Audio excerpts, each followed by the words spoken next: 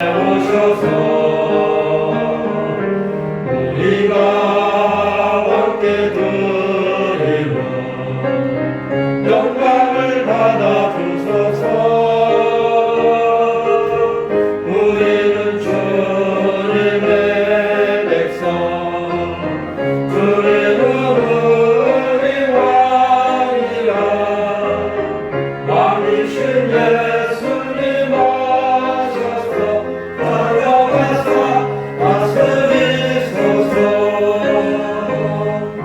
예수를 주시오 이곳에 오셔서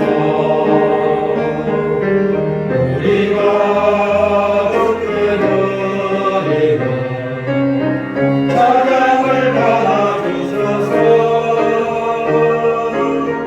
우리는 주님의 종들, 주님은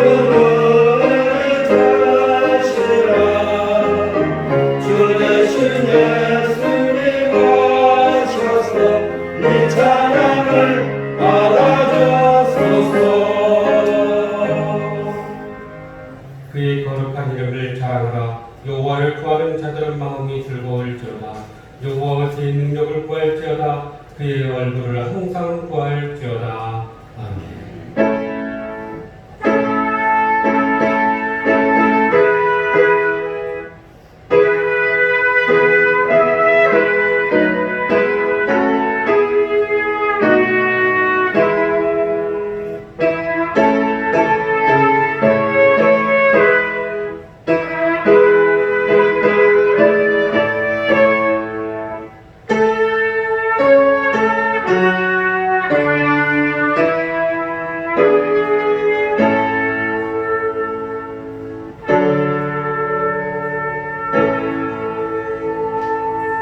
사랑과 은혜가 풍성하신 하나님, 지난 한 주간도 저희들의 풍성한 은혜와 사랑으로 함께해 주시고 또 거룩한 주일을 맞이하여 주님 앞에 나와 예배드릴 수 있도록 은혜와 믿음과 건강 주심을 감사합니다. 한 주간의 저와 한번은 주님께서 정결하게 해주시고 오늘도 말씀 가운데 거하여 저희들의 영혼이 새롭게 되고 더욱더 풍성해지게 하여 주시옵소서. 그 사랑과 은혜 가지고 세상에 나아가 주님의 나라를 구하며 또 주의 사랑을 전하는 저희 모두가 되게 하여 주시옵소서. 예배를 통해 온전히 주님을 경험하고 만나는 시간 되게 하여 주시옵소서. 모든 것 감사드려 예수님의 이름으로 기원하옵나이다. 아멘.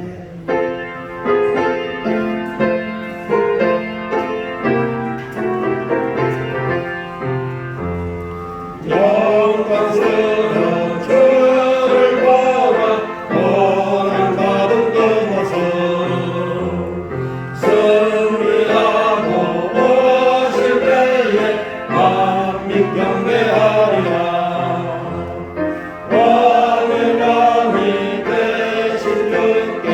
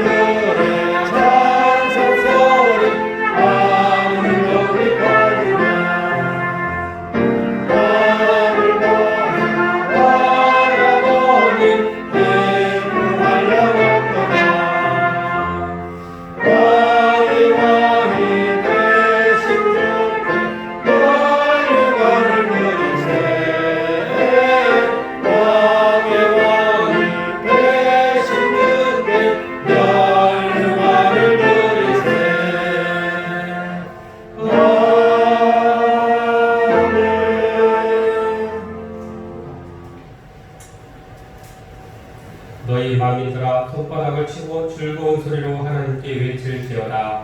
지전하신 여호와는 들으시고 온 땅에 큰 왕이 되시미로다. 여호와께서 만민을 우리에게 나라들을 우리 발 아래 복종하게 하시며 우리를 위하여 뼈를 택하시나니 곧 사랑하신 야곱의 영화로다. 하나님께서 즐거운 함성 중에 올라가시며 여호와께서 나팔 소리 중에 올라가시도다. 찬송하라 하나님을 찬송하라. 찬송하라 우리 왕을 찬송하라. 하나님은 온 땅의 왕이시니라. 지혜의 시로 찬송할지어다. 하나님이 육백성을 다스리시며 하나님이 그의 거룩한 보좌에 앉으셨도다. 문 나라의 고관들이 모이며 아브라함의 하나님의 백성이 되도다. 세상의 모든 관계는 하나님의 것이며 그는 높임을 받으시리로다. 아멘. 나는 전능하신 아버지 하나님 천지의 창조를 믿습니다. 나는 우리의 유일하신 아들 우리 주 예수 그리스도를 믿습니다. 그는 성령으로 잉태되어 성령으로 마리아에 태어나시고 은혜의 피라에게 고난을 받아 십자가에 못 박혀 죽으시고 장사된 지 사흘 만에 죽은 자 가운데서 다시 살아나셨으며 하늘에 오르시어 전능하신 아버지 하나님 우편에 앉아 계시다가 거기로부터 살아있는 자와 죽은 자를 심판하러 오십니다. 나는 성령을 믿으며 거룩한 공교회와 성도의 교제와 죄를 용서받는 것과 몸의 부활과 영생을 믿습니다. 아멘.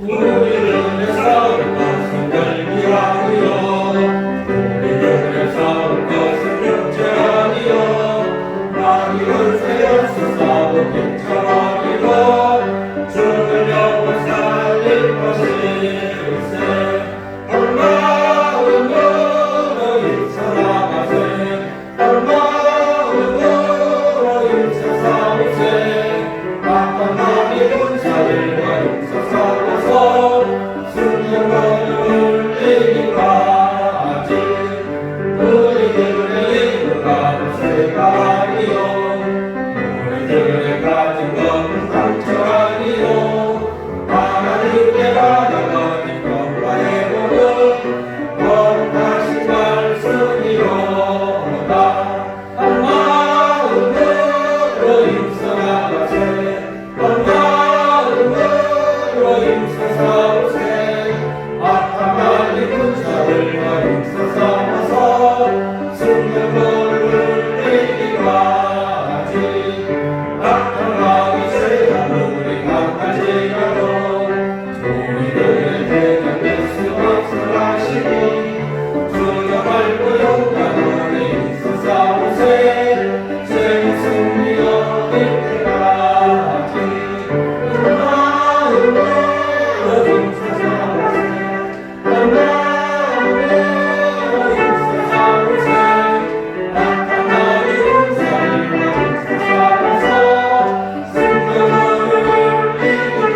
이기까지 죄여 주께 받은 사람 죄를 뉘우쳐 십자가에 달린 예수 믿기 바라며 위태한 때까지 영웅 바라서 천국 백성 될 것이니세 한 마음으로 힘써 나가세 한 마음으로 힘써 싸우세 악한 마귀 군사들과 힘써 싸워서 승리를 이기까지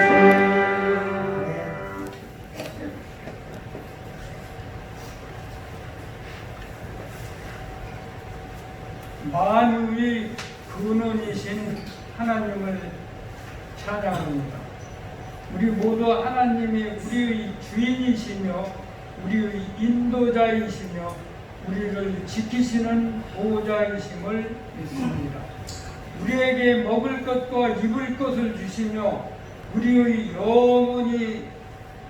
영혼을 상하게 하심을 감사드립니다.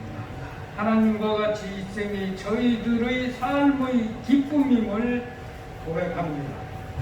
하나님, 풍요로운 속에서 안식과 평강을 바라볼 수 있는 가을을 주셔서 감사드립니다. 모든 곡식이 열매를 매가 익었고 그들의 짐승들도 살이 쪘습니다. 우리에게도 넉넉한 마음을 주셔서 서로를 생각하게 해주신 하나님, 저희들을 하나님의 날개 아래로 부르시어 그동안 베풀어 주신 은혜에 감사하게 하시옵고 허락하신 풍성함을 즐거워하게 하시오니 더욱 감사드리옵나이다. 우리가 이 시간 다시 마음을 모아 하나님 앞에 진실된 모습으로 서기를 원하옵나이다. 한여름 동안 우리가 입고 있던 가식의 옷을 모두 벗어버릴 수 있게 해 주시옵소서. 특히 오늘의 예배는 이 민족의 명절인 추석을 보내고 드리는 첫 주간 예배입니다. 신할 평기를 지나 끝없이 동쪽으로 이동하다 거의 4,000년 전에 한반도에 정착한 이 민족은 하나님의 말씀을 오랫동안 잊었었습니다. 그리고 모든 삶의 은택을 자연과 조상에게 돌렸습니다. 그러나 하나님께서는 다시 이 민족을 말씀으로 찾아오시어 오늘의 이 예배로 복을 주십니다. 이제 저희들은 우리 앞에 펼쳐지는 이 가을의 아름다움과 풍요로움의 은혜를 조상을 넘어서 하나님께 돌려오며 하나님의 이 큰 선물을 기뻐하면서 즐거워하옵나이다. 하나님, 현대를 살아가는 저희들은 너무나 어려운 환경과 조건 가운데서 힘든 삶을 살고 끝없는 무한 경쟁은 저희들의 육신과 영혼을 고갈시키고 사회적 여건도 복잡해져 많은 갈등을 겪고 있사오니 하나님께서 우리와 늘 같이 하시고 복을 주시어 우리의 삶이 오늘과 같이 모자람 없는 넉넉한 삶이 되게 축복하여 주시고 경제적인 부요함과 동시에 저희들의 사회도 여유와 그 너그러움이 있는 사회가 되게 해주시며 이 나라도 안정적인 정치적 경제적 발전을 계속하여 하나님의 복이 풍성한 나라가 되게 해 주시옵소서. 하나님, 이 예배를 통하여 저희들 다시 참된 기독교인으로서의 각오를 새롭게 하고자 합니다. 우리 생명과 삶의 모든 것이 다 하나님께서 주신 것이며 우리 가진 부도 하나님의 뜻 안에서 비로소 그 의미가 있음을 인정하고 고백합니다. 열심을 내어 교회를 섬기게 하시며 선교에 동참하게 하시고 나보다 가난한 사람들을 돕게 하여 주시고 오늘의 이 넘쳐남을 다른 사람들과 나눌 수 있게 도와 주시옵소서. 특별히 고향을 찾아 먼 길을 여행했던 많은 성도들에게 피로가 하루속히 풀려 일상생활하는 데 지장 없게 하시고 그늘진 곳에서 외롭고 힘들게 보낸 이들에게도 합당한 하나님의 위로가 임하시기를 간구하옵나이다. 이 예배의 시종을 주님께 의탁하오며 말씀 잡고 서신 우리 목사님께 특별히 은총 내려 주시옵소서. 사랑과 은혜가 풍성하신 우리 주 예수 그리스도 이름으로 기도 올렸나이다. 오늘 주시는 하나님의 말씀 구약성경 여호수아 8장 1절에서 9절까지의 말씀입니다. 여호수아 8장 1절에서 9절까지의 말씀을 저와 여러분이 한 절씩 교독하겠습니다. 여호와께서 여호수아에게 이르시되 두려워하지 말라 놀라지 말라 군사를 다 거느리고 일어나 아이로 올라가라. 보라 내가 아이 왕과 그의 백성과 그의 성읍과 그의 땅을 다 내 손에 넘겨 주었으니 너는 여호와 그 왕에게 한 같이 아이와 그 왕에게 말하되 오직 거기서 탈취할 물건과 자손은 쏘세가 다르다. 너는 나의 성 위에 옥병을 펼치냐 하시니 이에 여호수아가 일어나 군사와 함께 아이로 올라가려 하여 용사 3만 명을 뽑아 밤에 보내며 그들에게 명령하여 이르되 너희는 성 뒤로 가서 성을 향하여 내려가되 그 성읍에서 너무 멀리하지 말고 다 스스로 준비하라. 나와 나를 따르는 모든 백성은 다 성읍으로 가까이 가리니 그들이 처음과 같이 우리에게로 쳐 올라올 것이라. 그리할 때 우리가 그들 앞에서 도망하면 그들이 나와서 우리를 추격하며 이르기를 그들이 처음과 같이 우리가 앞에서 도망한다 하고 우리의 일어나자 그 성읍에서 일어날 것이라. 우리가 그들 앞에서 도망하거든 너희는 매복한 곳에서 일어나 그 성을 점령하라. 너희 하나님 여호와께서 그 성을 너희 손에 주시리라. 너희가 거주하고 있는 그것을 불살라 여호와의 징조하라. 그러나 너희에게 명령하였느니라 하고 같이 합니다. 그들을 보내되 그들이 매복할 곳으로 가서 아이에서 그들과 아이 사이에 매복하였고 여호수아는 그 밤에 백성 가운데서 잡혀가. 아멘. 다시 만나게 돼서 반갑고 또 한 주간의 삶도 주님 안에서 더욱더 하나 되고 회복되기를 축복합니다. 우리는 지난주 우리의 자만과 방심 또 탐욕의 결과가 무엇인가에 대해서 알게 됐습니다. 여리고성을 정복한 이스라엘의 자만 그리고 한 사람 아간의 이 탐욕이 결국은 전투에서 패배하는 그런 결과를 가져왔던 것입니다.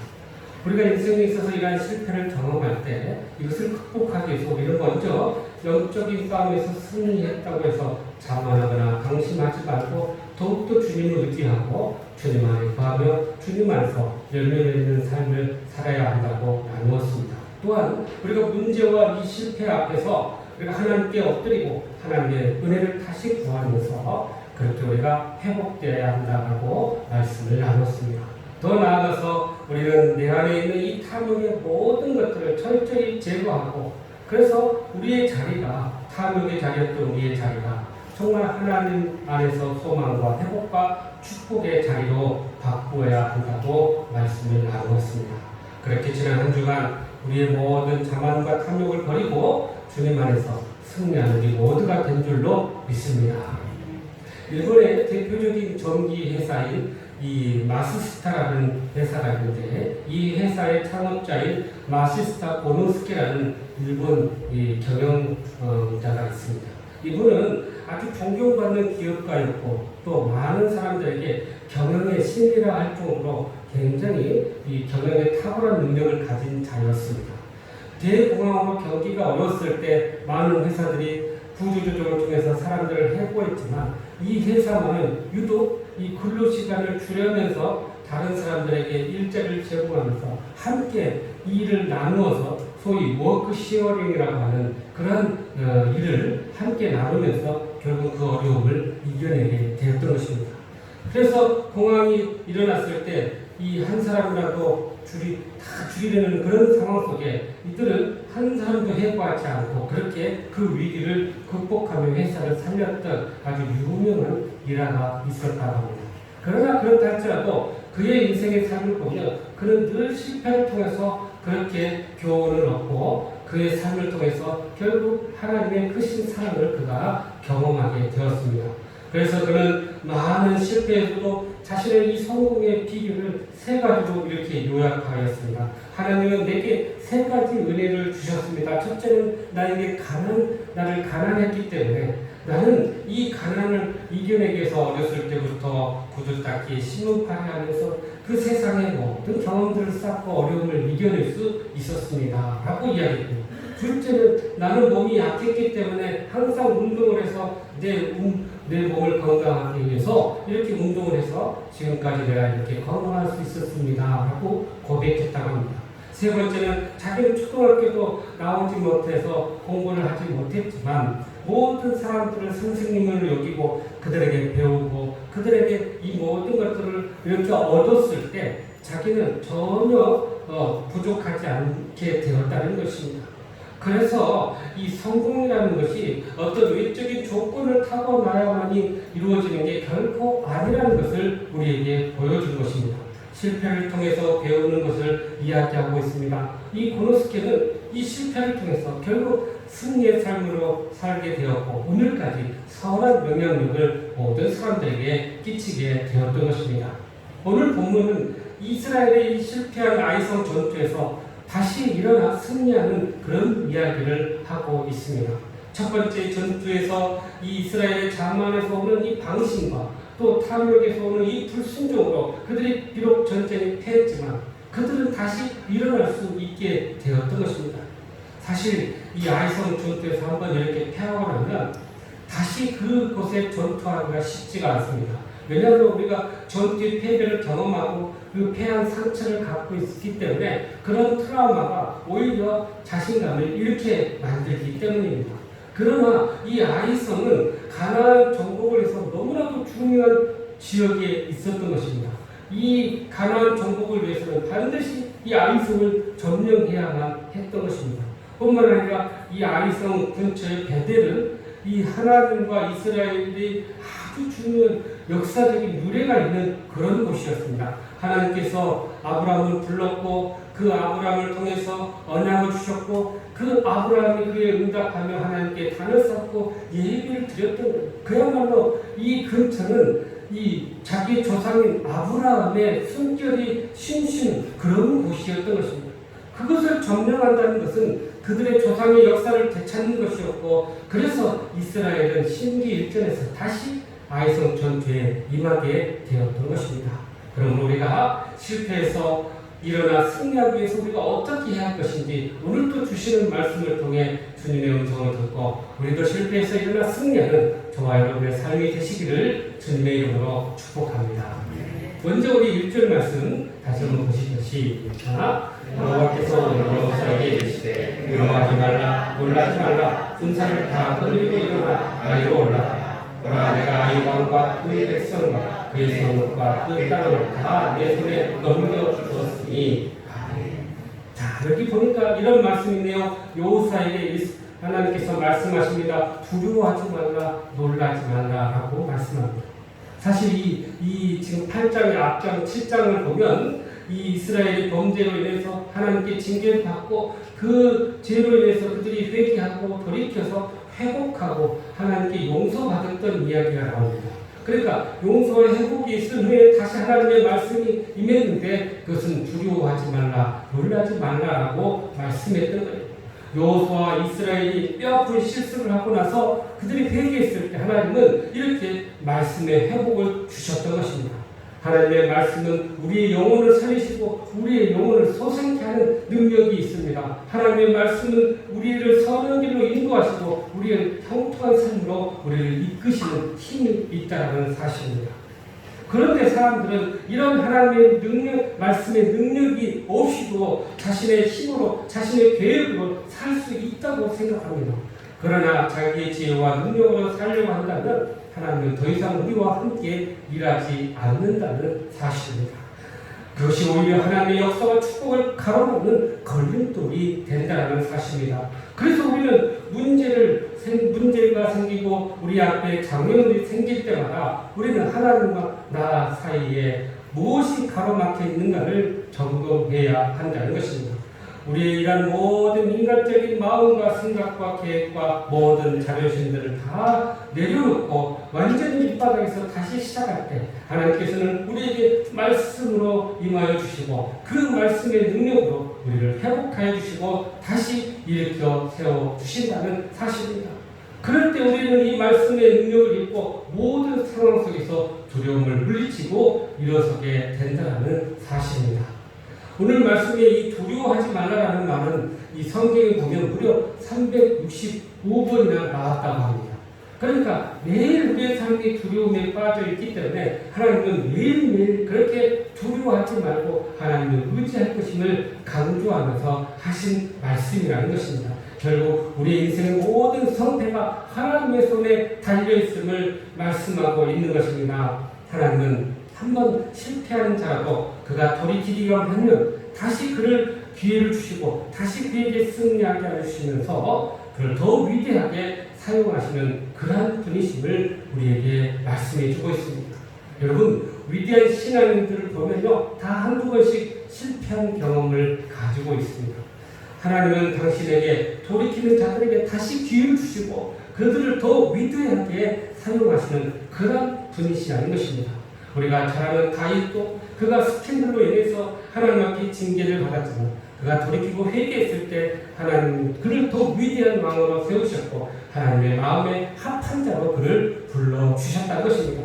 베드로도 역시 예수님을 3번이나 부인했지만 그가 통회하고 하나님 앞에 돌아왔을 때 그는 더욱더 주님 앞에 충성스러운 제자가 될 수 있었던 것입니다. 이 마가복음서를 적었던 마가 역시도 바울과 바나바와 함께 1차 전도 여행을 함께 떠났어요. 그러나 도중에 너무나 힘들고 어려워서 혼자 돌이켜서 돌아가 버렸습니다. 그러나 그가 회심하고 돌이켰을 때 바울의 생애에 있어서 마지막까지 유익한 사람이 되어서 바울에 충성했던 그러한 자가 되었던 것입니다.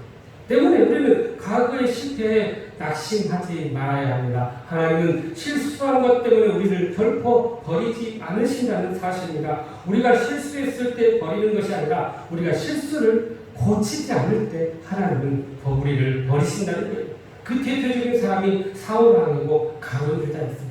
그들이 비록 실수를 했지만 그러나 그들은 통회하고 돌이키지 않고 그것을 거절했을 때 하나님 앞에 버림을 받게 되었던 것입니다. 오히려 하나님은 이렇게 실패를 통해서 더욱더 사람들을 선한 길로 인도하시고 더 위대하게 하나님은 그들을 사용하시는 분이라는 사실입니다. 이제 하나님은 이 모든 실패를 극복하고 이제 이스라엘과 여호수아에게 다시 일어나서 아이로 올라가라라고 말씀하고 있는 것입니다. 여러분, 우리가 실패하고 실수하고 또 절망하고 좌절 가운데 있습니까? 하나님의 이 음성을 들을 수 있기를 바랍니다. 다시 일어나라, 다시 회복하라, 다시 시작하라 라고 말씀하고 있습니다. 그리스도의 삶에는요 3가지 승리의 법칙이 있습니다. 첫 번째 승리의 원리는 우리는 항상 무슨 일이든 결국은 승리하게 된다는 사실입니다. 궁극적으로 우리가 하나님 앞에 설 때 우리의 모든 믿음의 사람들은 승리하는 거예요. 왜냐하면 예수님께서 우리에게 이미 승리를 가져다 주셨기 때문입니다. 그러나 2번째 원리는 그런데 우리가 항상 이기는 것만은 아니라는 것입니다. 현실의 큰 장벽과 벽 앞에서 우리는 부딪혀 넘어질 때도 있고 또 실패할 때가 있다는 것입니다. 그러나 3번째 원리, 우리는 이런 패배를 통해서 승리의 원리를 배우게 되고 다시 일어나서 승리의 삶을 살아가게 된다는 것입니다. 그래서 승리의 원리는 항상 하나님께 있고 패배의 원리는 우리에게 있다는 것을 우리는 늘 기억해야 한다는 것입니다. 이스라엘의 실패의 가장 큰 문제의 원인은 죄의 문제였습니다. 이 불순종의 죄는 하나님의 거룩한 백성으로서 이 거룩함을 잃어버리는 결과를 가져오게 한 것입니다. 이 아이성 전투의 첫 번째 전투의 패배는 결국 교훈은 이 하나님의 백성으로서 거룩함을 잃어버리면 하나님은 떠나신다는 사실입니다. 하나님이 우리의 삶을 떠나신다면 우리는 피할 수밖에 없다는 것을 우리에게 분명히 교훈하고 있는 것입니다. 이 거룩이라는 말은 온전이라는 말을 말하고 같습니다. 그래서 이 히브리어 탐임이라는 말을 쓰는데 이 말의 의미는 깨끗하다, 정결하다 그런 의미를 가지고 있습니다. 보통 사람은요 이 사물을 구별할 때 이것이 좋은 것이냐 나쁜 것이냐 이렇게 구별한다고 합니다. 미국 사람들은 사물을 구별할 때 이것이 실용적이냐 실용적이 아니냐 이렇게 구분한다고 합니다. 또 이 프랑스 사람들은 그것을 구분할 때 이것이 아름다운 것이냐 그렇지 않냐라는 것을 기준으로 구분한다고 합니다. 그러면 우리나라 사람은 뭘로 구분하는지 아세요, 여러분? 이것이 공짜냐 공짜가 아니냐로 구분한다고. 그런데 여러분 이스라엘 백성들은요 이 사물을 구분할 때 기준이 아주 우리와 다르다는 것을 알 수가 있어요. 그들은 이것이 정결하냐 정결하지 않냐 이것을 가지고 구분한다는 것입니다. 그들은 이렇게 거룩에 대한 것을 잘 그들이 삶 속에서 배워왔기 때문에 이것이 정말 정결하지 않냐를 구분하고 늘 정결한 것을 쫓아 살았던 것입니다. 그래서 하나님은 이렇게 모든 사람들을 사용하십니다. 작은 자, 연약한 자, 부족한 자, 남녀노소, 빈부귀천 상관없이 모든 사람들을 사용하십니다. 그러나 하나님은 악인은 사용하지 않으십니다. 죄인들은 멀리 하신다는 것입니다. 왜냐하면 그분의 거룩한 속성 때문인 것입니다. 그래서 우리가 하나님께 다시 쓰임받기를 원한다면 우리는 우리의 이 죄의 문제를 해결해야 한다는 것입니다. 그럴 때 하나님은 우리를 다시 이렇게 세우시고 하나님의 위대한 사람으로 사용해 주신다는 사실입니다. 죄의 문제는 이렇게 우리를 하나님과 우리의 관계를 단절케 합니다. 죄의 문제가 해결됐을 때 우리는 다시 하나님의 백성으로 일어서게 되는 것입니다.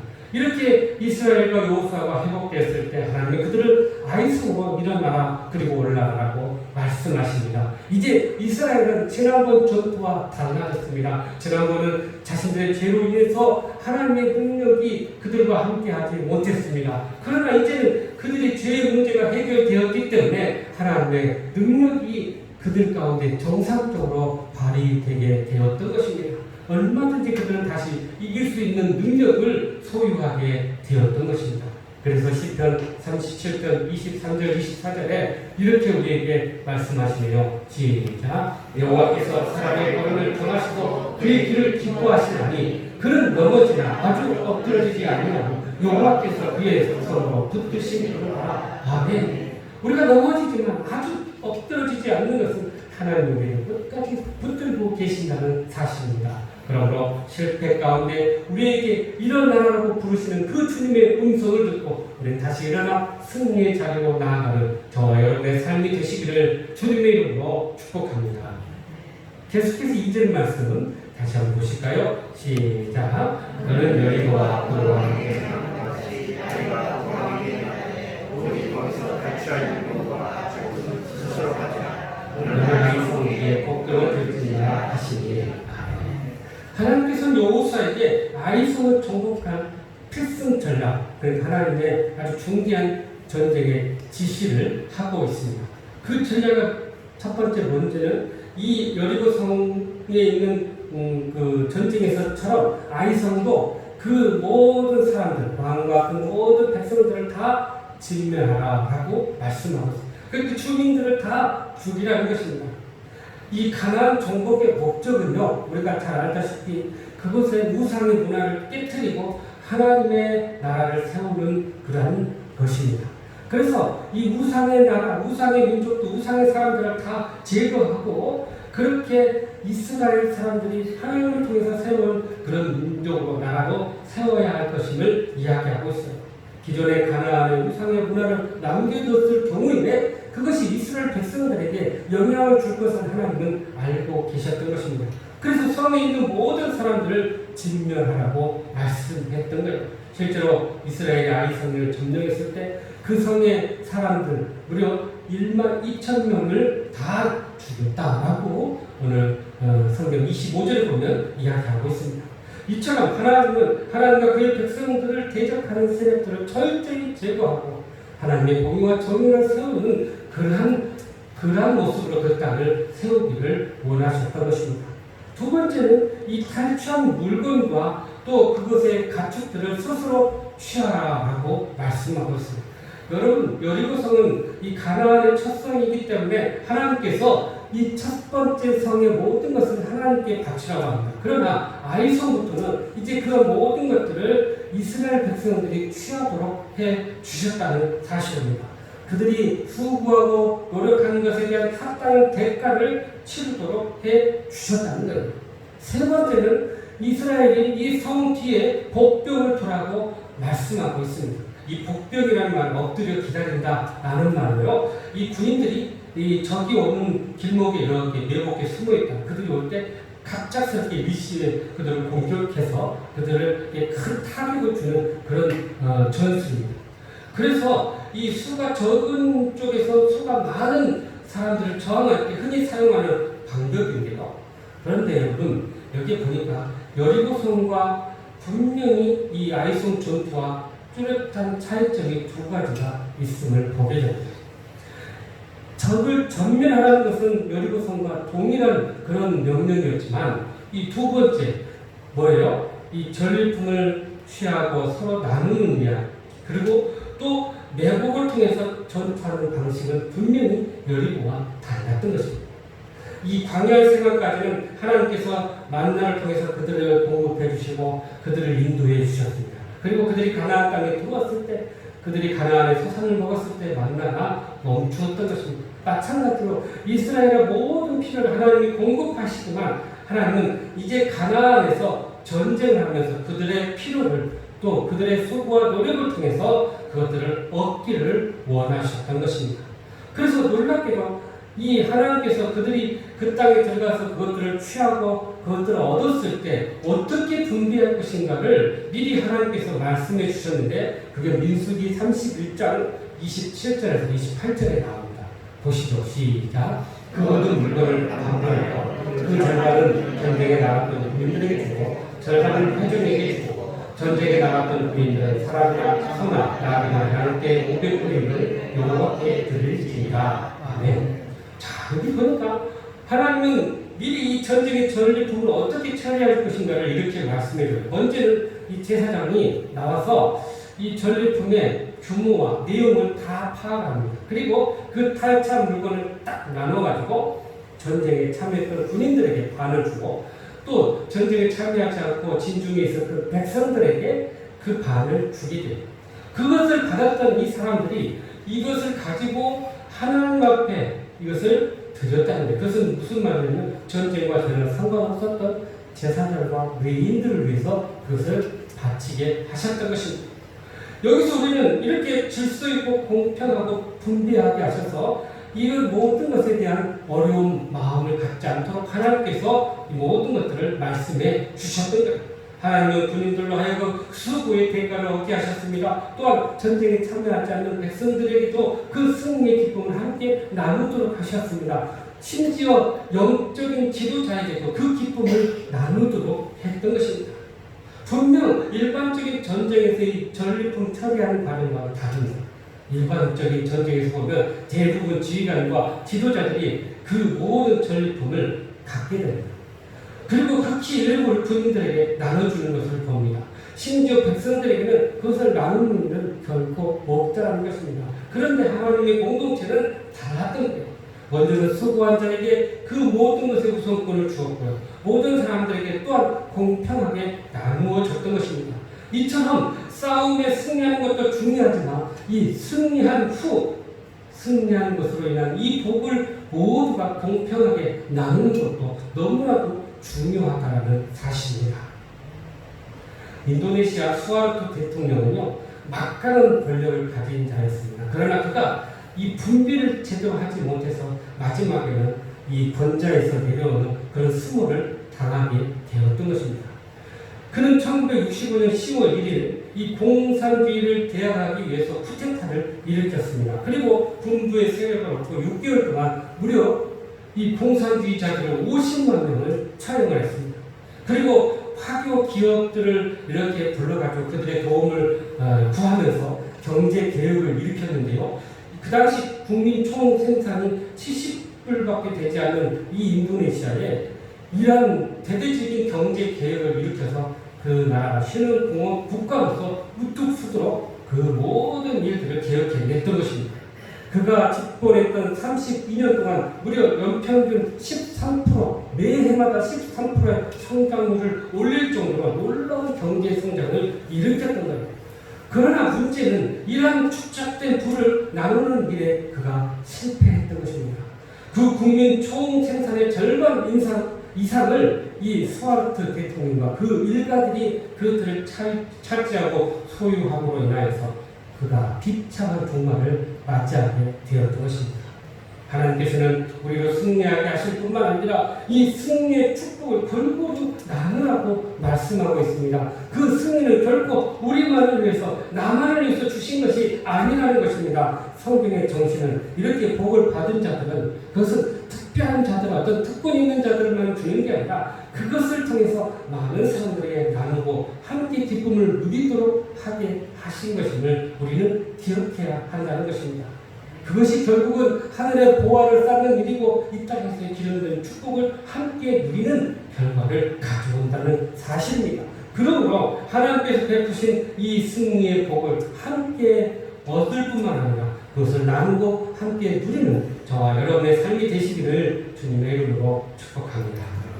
마지막으로 우리 3절과 4절 말씀입니다. 시작. 이에 여호수아가 일어나서 군사와 함께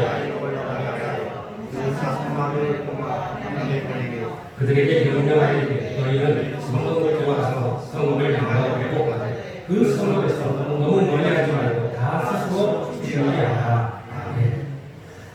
두 번째, 이 여리고성과 아이성과의 전투에서 다른 점이 하나 있는데 바로 복병을 세우라는 것입니다. 이 복병은 또 내복이라는 작전인데요. 그래서 적군이 가는 길목에 이 은밀하게 군인들을 숨겨놨다가 그들이 지나갈 때 일시 공격해서 그들을 물리치는, 타격을 주는 그런 방법입니다.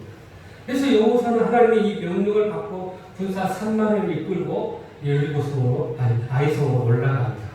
그리고 이 성의 서편에다가 이 정예 부대 5,000명을 잘 골라가지고 그들을 내복해 숨깁니다.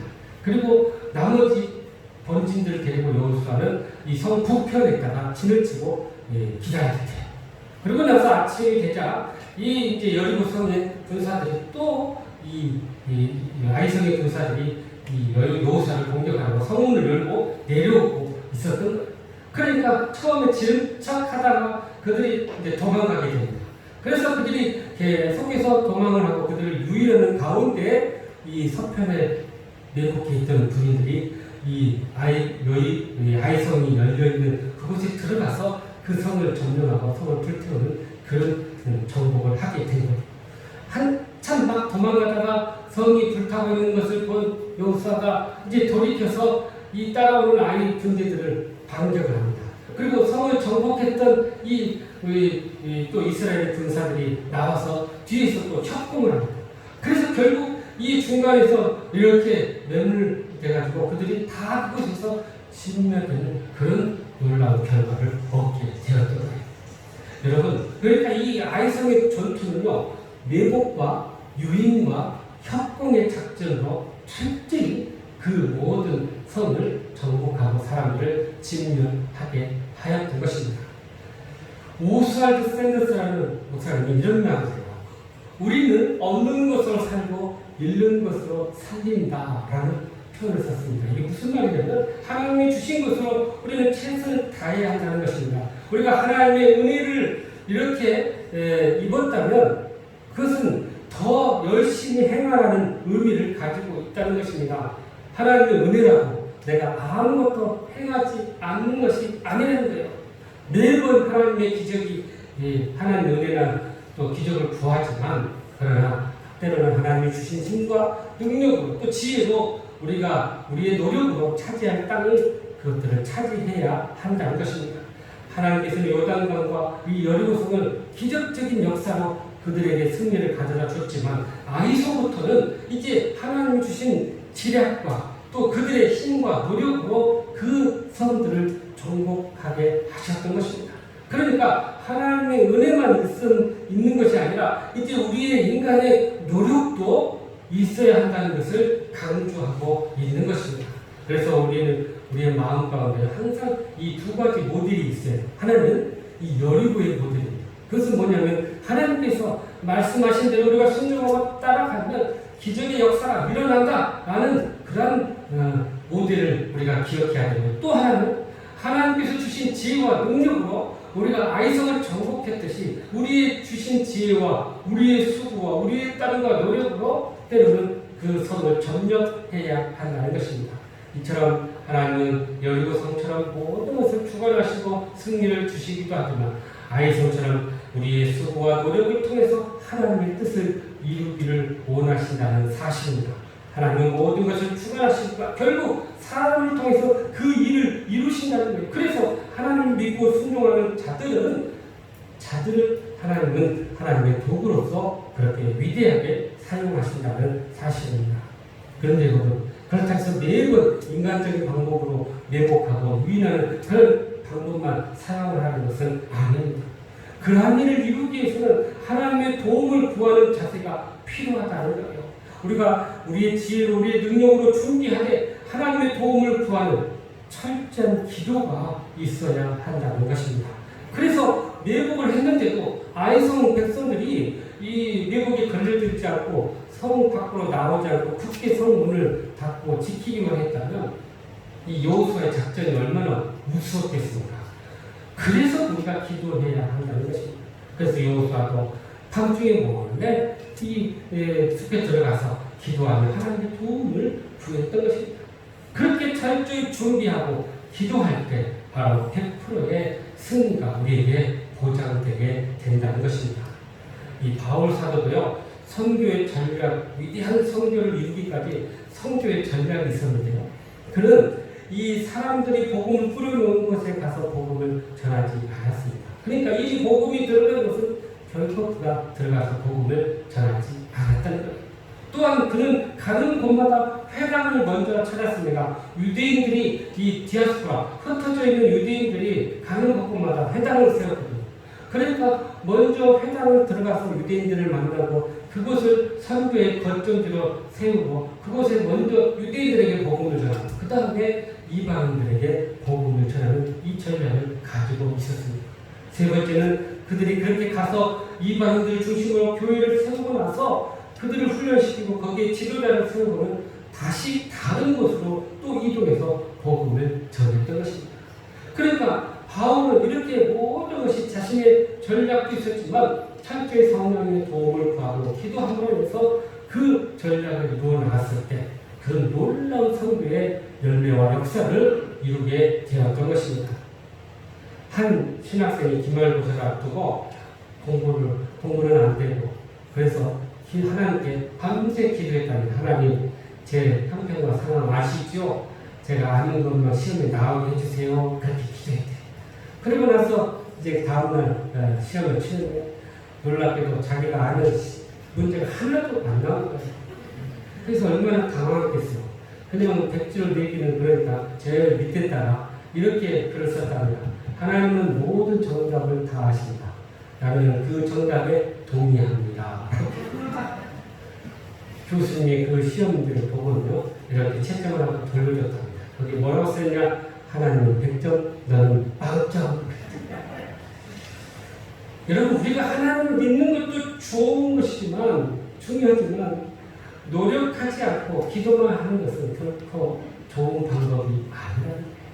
그러니까 결국은 하나님의 은혜도 있어야 되고, 우리의 노력도 함께 있어야 한다는 것입니다. 하나님으로부터 위대한 일을 기대하라, 하나님을 위하여 위대한 일을 시도하라 라고 외치는 사람이 있었습니다. 그는 위대한 선교의 아버지 윌리엄 캐리였습니다. 영국의 가난한 이 부두 수성공이었던 그런 친구들과 이 논쟁을 하다가 하나님의 구원을 깨닫고 세례를 받고 그가 하나님의 도움을 받게 됩니다. 그리고 그가 목사가 되어서 어느 날 이 쿡 선장의 여행이라는 책을 읽게 됩니다. 그러면서 거기에서 야, 세상은 이렇게 넓구나, 이렇게 많은 사람, 다양한 인종이 살고 있구나, 그런데 이 세상에는 하나님을 알지 못하는 사람들이 이렇게 많구나 라고 그는 깨달았어요. 그리고 그는 하나님 앞에 헌신하고 하나님의 부르심에 순종하고 선교사로 헌신하게 됩니다. 그리고 이 세계 지도를 벽에 탁 붙여놓고 이 대륙과 섬과 다양한 인종과 종교와 그런 나라들을 보면서 연구하기 시작했어요. 그리고 책을 하나 썼는데 그게 탐구라는 책을 하나 씁니다. 그리고 그 책을 통해서 그런 선교의 열정을 불태워 그 책을 이제 출간해요. 이 책이 결국 세계 복음화에 자신의 그 꿈을 이루는 결정적인 계기가 되었던 것입니다. 마침내 그는 이 영국에 대해서 적대감을 가진 인도의 선교사로 파송을 받게 됩니다. 그리고 무려 41년 동안 그곳에서 선교 활동을 하면서 많은 교인들에게 복음을 전했고 교회를 세우고 600명이 넘는 사람들에게 세례를 주고 또 대학을 세워서 그들을 가르치고 무엇보다 놀라운 것은 이 성경을 번역해서 44개의 성경의 언어로 성경을 번역해서 그 나라 사람들에게 복음을 전했던 것입니다. 캐리가 73세의 생을 마치고 살았는데요. 사람들이 그에게 당신의 이러한 삶의 이 원동력이 어디에서 나왔습니까? 라고 물었을 때 그가 이렇게 얘기했대요. 하나님으로부터 위대한 일을 기대하라. 하나님을 위하여 위대한 일을 시도하라.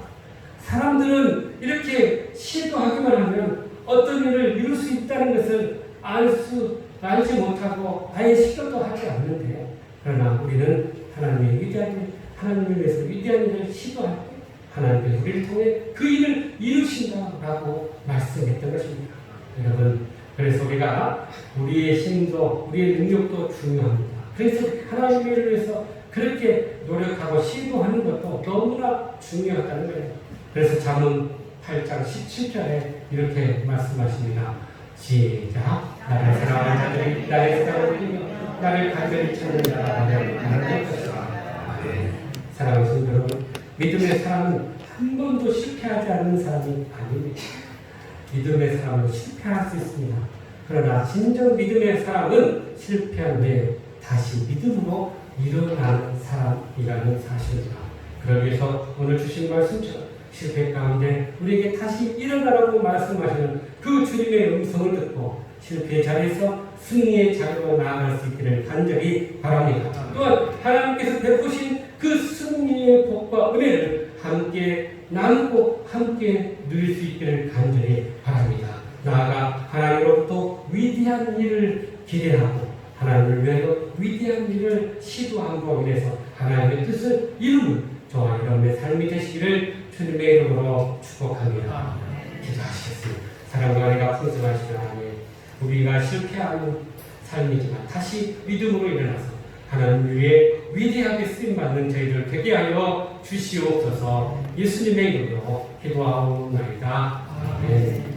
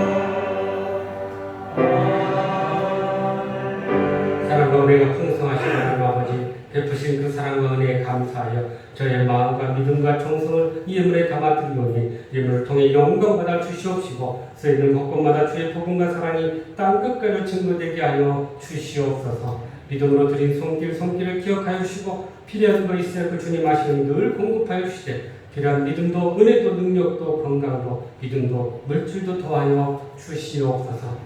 육신의 연약함 가운데 고통주는 도들을 불쌍히 여겨주시고 모든 질고와 고통 가운데서 치유되고 회복되고 응답되게 하여 주시옵소서. 오늘도 불의 복음을 가지고 땅끝까지 사명 감당하시는 모든 선교사님들의 삶과 그 가정과 사역을 붙들어 주시고 늘 은혜 안에서 승리하게 도와 주시옵소서. 이 한 주간도 주신 말씀 붙들고 실패 가운데서 일어나 승리하는 우리 모든 성도들 되게 인도하여 주시옵소서. 모든 것 감사드려 예수님의 이름으로 간절히 축복하며 기도하옵나이다. 아멘. 우리 앞뒤 좌우로 실패 가운데 일어나 승리하십시다. 인사하실까요?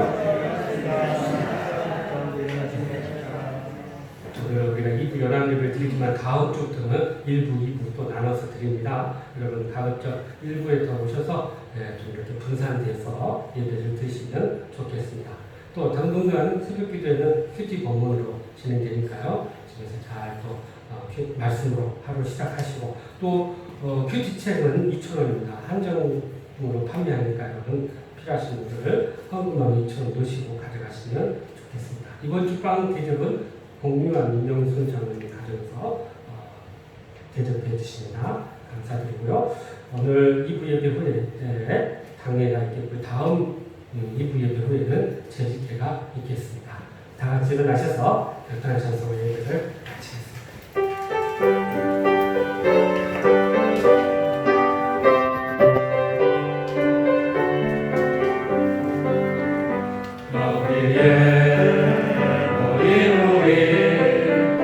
주의 은총 받은 자여라 주께서 이 자리에 함께 계심을 아노라 언제나 주님만을 사랑하며 따라가리니 시험을 당할 때도 함께 계심을 믿노라 이 믿음 더욱 굳세라 주가 지켜주신다 어둠 밤에도 주의 밝음이 인도하여 주신다 이 믿음 더욱 굳세라 주가